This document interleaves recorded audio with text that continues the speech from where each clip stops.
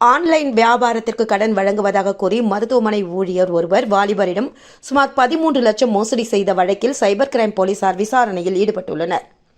புதுச்சேரி கோரிமேடு பிரியதர்ஷினி நகரை சேர்ந்தவர் முத்துராஜ். இவர் புதுச்சேரியில் உள்ள மருத்துவமனையில் பணிபுரிந்து வருகிறார். இவர் கூடுதல் வருமானத்திற்காக ஆன்லைனில் நீட் தேர்வுக்காக உயிரியல் பாடத்திற்கு கோச்சிங் கொடுக்க விண்ணப்பிக்கலாம் என தேடியுள்ளார்.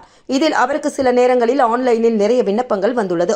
அதற்கு அவரும் பதில் அனுப்பி வந்துள்ளார். இதன் மூலமாக ஒரு பெண் அறிமுகமாகியுள்ளார்.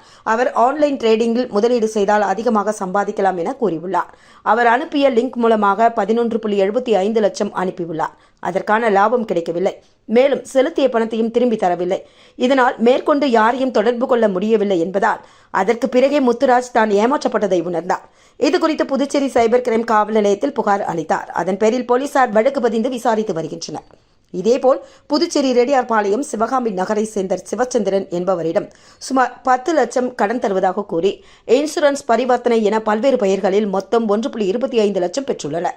அதன் பிறகு அவருக்கு கடனை அளிக்கவில்லை. செலுத்திய பணத்தையும் தராமல் ஏமாற்றியுள்ளனர். இதுகுறித்து அவர் அளித்த புகாரின் பேரில் சைபர் கிரைம் போலீசார் வழக்கு பதிவு செய்து விசாரணை மேற்கொண்டு வருகின்றனர்.